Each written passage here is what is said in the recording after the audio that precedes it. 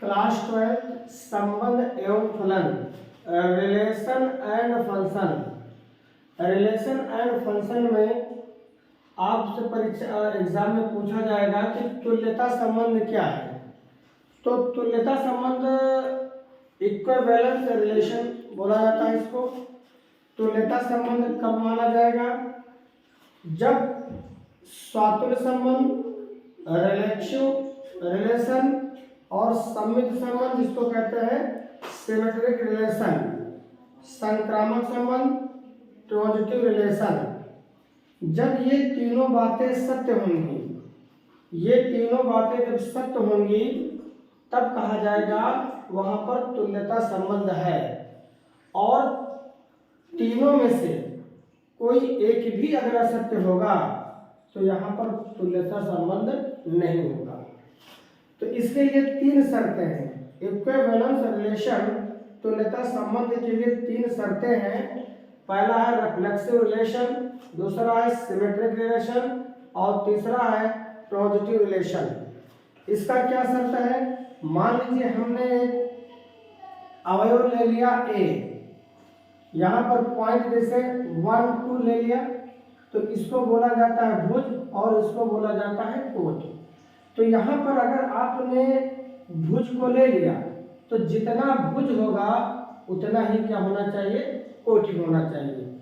अगर हमने भुज ए ले लिया तो कोट भी ए होना चाहिए। उसके बाद इन बिलोंग्स और कामा फॉर एवरी, इनमें से कोई एक यहाँ पे ले लो, ए इन बिलोंग्स आर। अगर ये शर्त ए कामा ए अगर आर में होगा तो ये बात सत्य होगी। ए कामा ए का जो अवयव है, ए कामा ए जो अवयव है वो आर में होना चाहिए। अगर ए कामा ए आर में है तो ये सत्य बोलेगा और वहां पर रिफ्लेक्सिव रिलेशन माना जाएगा।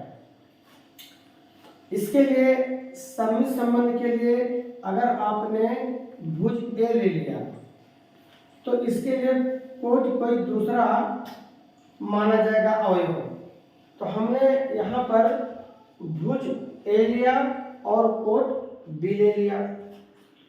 इसके बाद इन बिलोंग्स आर, उसके बाद यहाँ पर लगता है इम्प्लाइज दैट। अब इसके आगे जो लिखा जाएगा यहाँ पर क्या करते हैं, भुज को कोट बना देते हैं और कोट को भुज बना देते हैं। इसका अपोजिट यहाँ पर लिखा जाता है। तो यहाँ पर देखिए, यहाँ पर क्या है, ए बी है। अब इसको इसका अपोजिट क्या हो जाएगा? बी ए हो जाएगा। इन बिलोंग्स आर फायर, या जहाँ इसमें इन दोनों बिंदुओं में, इन दोनों अवयव में ए और बी है, तो यहाँ पे लिखेंगे ए कॉमा बी इन बिलोंग्स, कहाँ होंगे?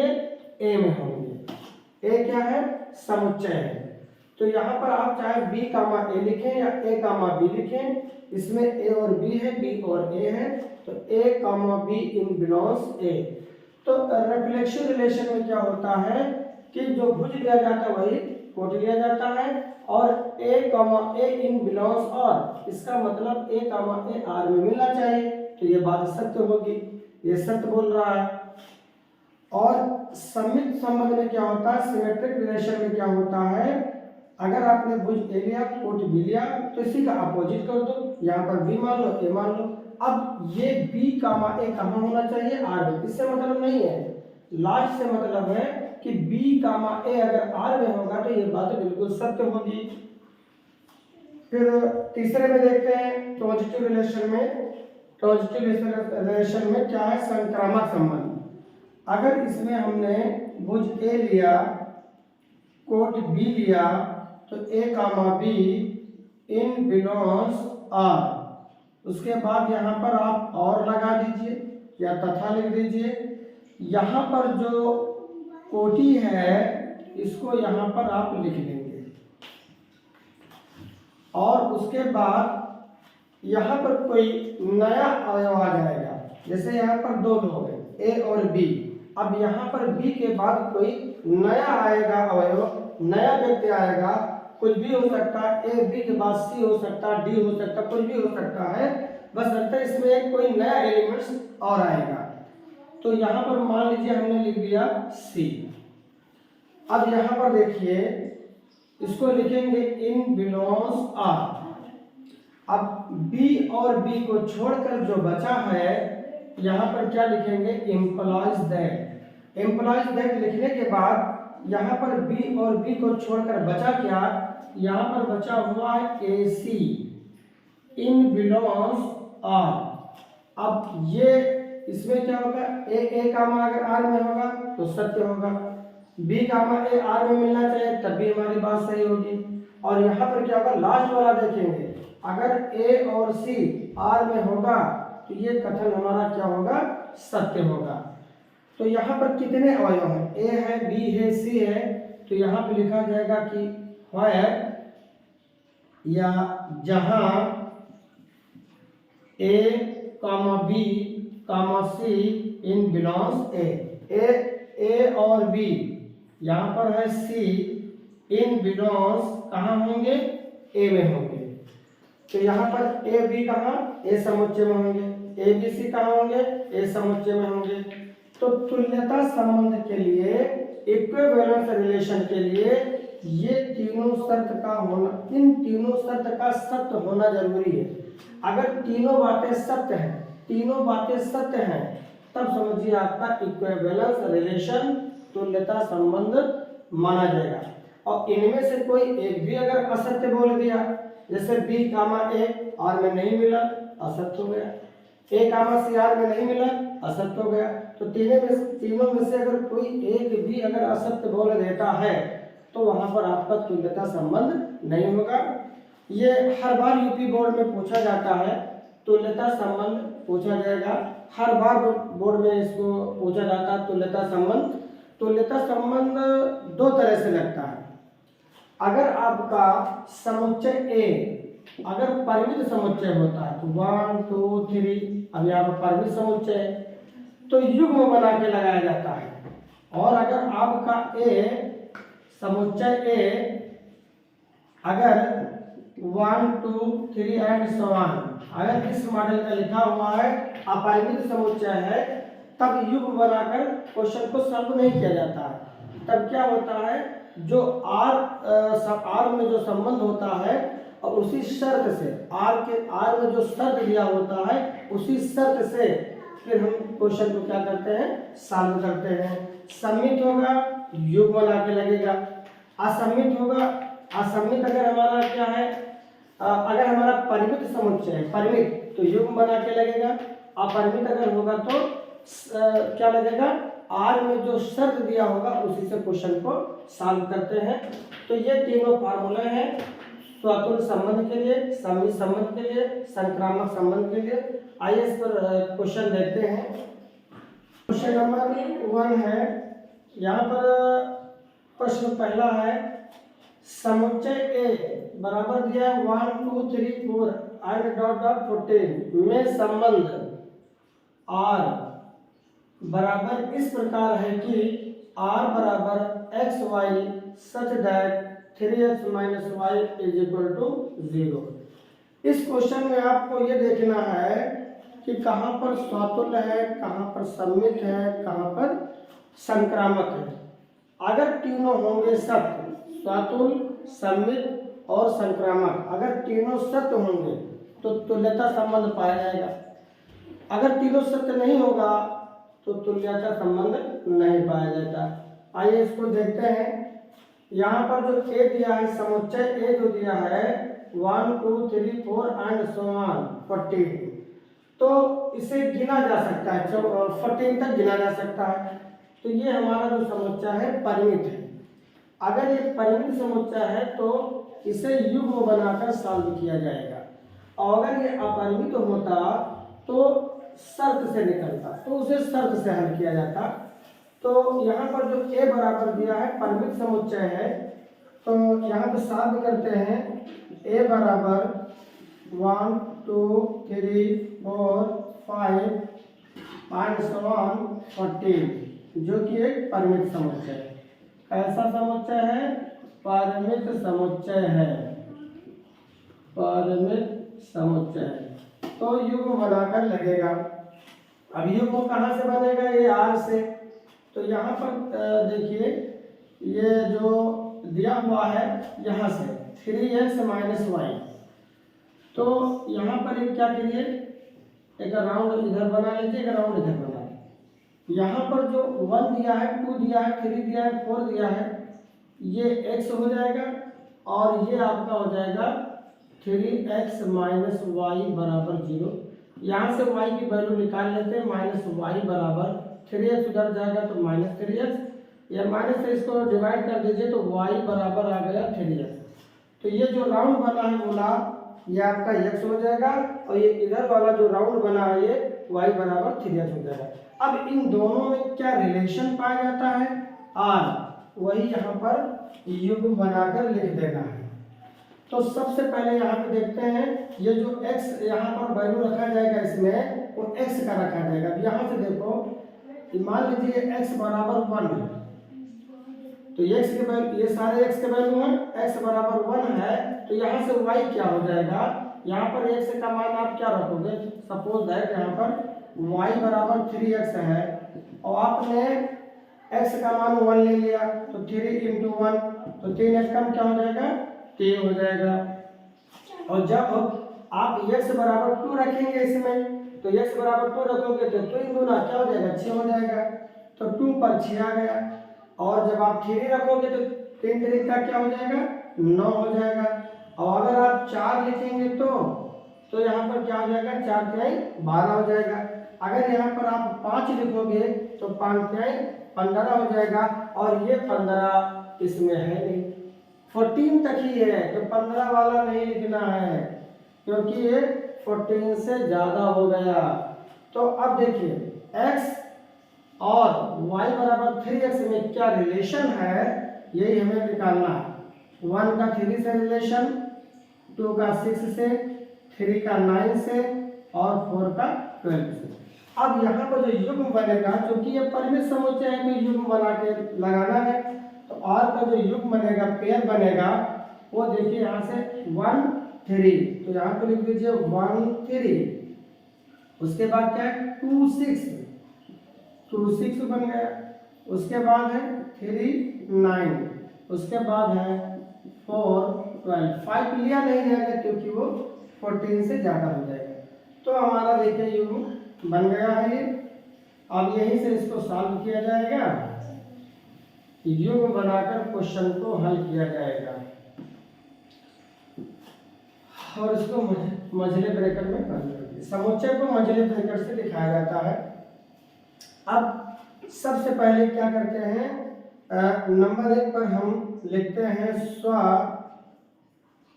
स्वतुल्य संबंध और रिफ्लेक्सिव रिलेशन। स्वतुल्य संबंध में आपकी जो पेन है, पेन चलना चाहिए कहाँ से? आर से नहीं, ए से पेन चलता है। स्वतुल्य संबंध में हम अपनी कलम को, पेन को कहाँ से चलाएंगे? ए से चलाएंगे, समुच्चय ए से चलाएंगे। तो यहाँ पर देखिए सबसे पहले क्या लिखा है 1, और फार्मूला आपको हमने बताया था कि अगर आपने भुज लिया ए तो कोट भी ए हो जाएगा, तो जब आपने 1 ले लिया भुज तो कोट भी 1 हो जाएगा। फिर फार्मूला में बताया गया था इन बिलोंग्स आर, तो यहाँ पे लिख दीजिए इन बिलोंग्स आर, फार्मूले में था फॉर एवरी वन होता है प्रत्येक के लिए, इन बिलोंग्स यहाँ पर होता है ए, तो यहाँ पे लिखिए फॉर एवरी, इनमें से कोई एक ही लिखना है, इन बिलोंग्स ए। अब यहाँ पर देखो कि क्या 1 और 1 आर में पाया जा रहा है। अगर 1, 1 आर में होगा तो ये बात सत्य होगी, तो स्वतुल्य संबंध होगा, रिफ्लेक्सिव रिलेशन। लेकिन अगर ये सत्य नहीं बोलेगा तो नहीं होगा। तो यहाँ पर देखते हैं कि क्या 1 1 आर में है। देखिए 1 1 कहीं नजर नहीं आ रहा, तो 1 1 इज नॉट बिलोंग्स आर, और ये तो हमेशा रहेगा। 1 कहाँ ए में है, 1 ए में है, इससे मतलब नहीं है। सत्य असत्य तो आपका यहाँ से क्लियर होगा कि 1, 1 आर में नहीं है, तो हम क्या कहेंगे कि आर स्वतुल्य नहीं है, आर स्वतुल्य नहीं है। दूसरा है सम्मित संबंध, दूसरा यहां पर है सम्मित संबंध। सम्मित संबंध इसको हटा देते हैं। दूसरा आप लिखिए सम्मित संबंध। अब सम्मित संबंध को सिमेट्रिक रिलेशन को चेक करते हैं। सम्मित संबंध फार्मूला आपको बताया गया था कि अगर आपने भुज ए लिया तो कोई दूसरा होना चाहिए। इन बिलोंग्स आर इम्प्लाइज दैट, इसको बदल दीजिए, भुज को कोड को भुज करिए तो v upon A in belongs R, जहां A comma be in belongs ए। अब इसी फार्मूले से इसको हल करना है। हाँ, आपकी पेन कहाँ से चलना चाहिए भाई? पेन कहाँ से चलना चाहिए? ए से नहीं चलेगा। यहाँ पर स्वतुल्य संबंध में आपकी कलम ए से चलना है, लेकिन सम्मित संबंध और संक्रामक संबंध में आपका जो पेन है, कलम है, वो चलना है आर से, चलाना है अपनी कलम को। तो आर में क्या है भैया? पहला पॉइंट आर में है 1 3। अब हमारा देखिए फार्मूले को देखिए, ए बी 1 3, आगे क्या लिखेंगे? इन बिलोंग्स आर। हमने क्या कहा था? भुज को कोड को भुज। तो यहाँ पर इम्प्लाइज दैट लगाकर फार्मूले के लिए इम्प्लाइज दैट, उसके बाद उल्टा कर दीजिए, 3 1 कर दीजिए। चलो 3 1 हो गया। फार्मूले को देखिए, इन बिलोंग्स लगा दीजिए, आर लिख दीजिए, उसके बाद ए कामा बी। ए कामा इसमें नहीं, इसमें कौन से अवयव है? 1 और 3 है। तो यहाँ पे लिखेंगे जहां 1 कामा 3 इन बिलोंग से 1 3 तो ए में होगा, 1 3 ए में होगा, लेकिन यहाँ से निर्णय नहीं होता। निर्णय तो आपका यहाँ से है कि 3 कामा 1 आर में होना चाहिए। अगर 3 कामा 1 आर में नहीं है तो क्या होगा भैया? सम्मित संबंध नहीं होगा। तो चेक करिए, क्या 3 कामा 1 आर में है? 3 1 3 1 3 1 कहीं नहीं है। तो 3 कामा 1 इज नॉट बिलोंग्स आर। तो क्या करेंगे भैया? नॉट हो गया, असत्य बोल दिया, ये भी असत्य बोल दिया। तो क्या होगा कि आर सम्मित संबंध, आर सम्मित नहीं है, आर सम्मित नहीं है। अब तीसरा पॉइंट आपको सिद्ध करना है संक्रामक संबंध। उसको देखते हैं भाई। अगर ये तो दोनों असत्य हो गए, ये दोनों असत्य बोल दिया, तो असत्य बोल दिया तो तुल्यता संबंध तो नहीं होगा, क्योंकि तीनों में से अगर कोई भी एक अगर असत्य बोल दिया, झूठ बोल दिया, तो आपका तुल्यता संबंध नहीं होगा। तुल्यता तो संबंध पक्का इसमें नहीं होगा। आगे देखते हैं तीसरा, जिसको कहते हैं संक्रामक संबंध। संक्रामक संबंध, इसमें क्या होगा? कलम कहाँ से चलेगी? पेन कहाँ से चलनी चाहिए आपको? आर से चलना चाहिए। तो चलिए, और फार्मूला हमने आपको ये बताया था इसमें कि जैसे ए कामा बी इन बिलोंग्स आर लिख दो या तथा लिख दो, यहाँ पर जो होगा यहाँ पे लिख दो, ठीक है। अब इसमें कोई तीसरा अवयव आ जाता है, नया आ जाता है, कोई भी आ जाए, इससे कोई मतलब नहीं, सीधी या कुछ भी आए, इससे मतलब नहीं। अब ये बी और बी, इसको छोड़ दीजिए, पहले लिखो इन बिलोंग्स आर, और उसके बाद बी को छोड़ दीजिए। बचा क्या? बचा जो है इम्प्लाइज दैट लगाकर ही लिखना है। बचा है बी को छोड़कर, बचा है ए कॉमा, बचा हुआ A comma C in belongs R, जहां इसमें कितने अवयव दिखाई पड़ रहे हैं? ए है, बी है, सी है। तो A B, A comma B comma C in belongs कहाँ पाए जाएंगे? ए बी सी ए में होंगे, ठीक है। इसी सूत्र का प्रयोग करते हुए संक्रामक संबंध लगाइए। यहाँ पर संक्रामक संबंध है, कलम हमारा आर से चलना चाहिए, आर से चलाओ भाई। यहाँ पर क्या है? 1 3 है, 1 3 ले लिया, देखिए ए भी है 1 3 हो गया। इन बिलोंग्स और फार्मूले से और लगा दो, और लगा दिया, ठीक है।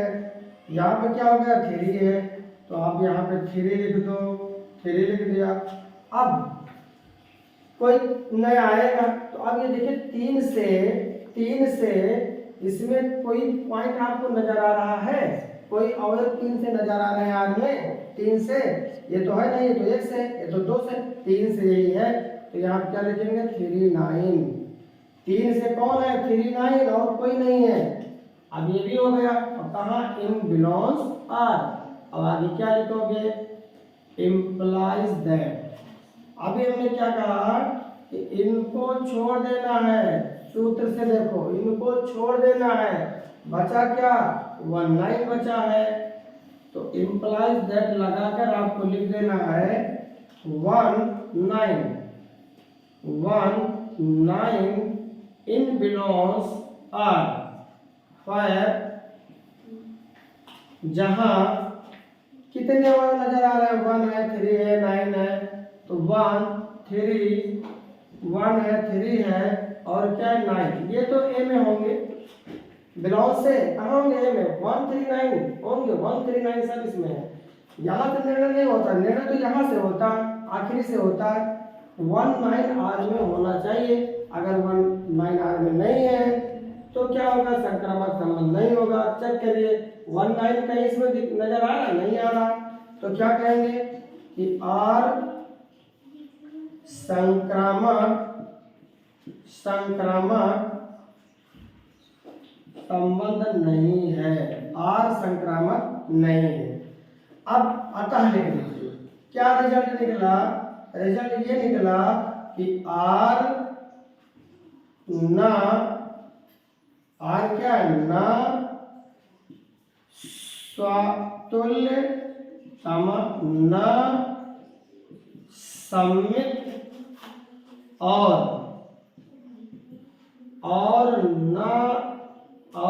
न ही संक्रामक संबंध है, और न ही संक्रामक संबंध है, और न ही संक्रामक संबंध है।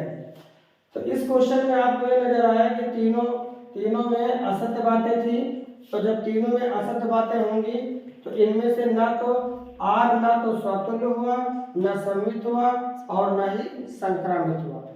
तो ये मानकर चलिए कि आपको तुल्यता संबंध पर एक क्वेश्चन बोर्ड में जरूर मिलेगा। तो तुल्यता संबंध में ये पहला टाइप है जो कि परिमित समुच्चय था तो युग्म बनाकर लगाया गया।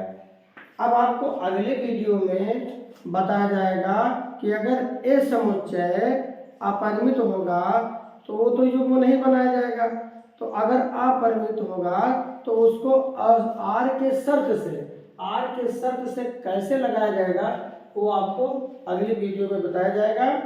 अगर आपको हमारी वीडियो पसंद आई हो तो इसे लाइक करें, सब्सक्राइब करें, जो लोग नए हैं चैनल पर वो सब्सक्राइब अवश्य करें। Thank you.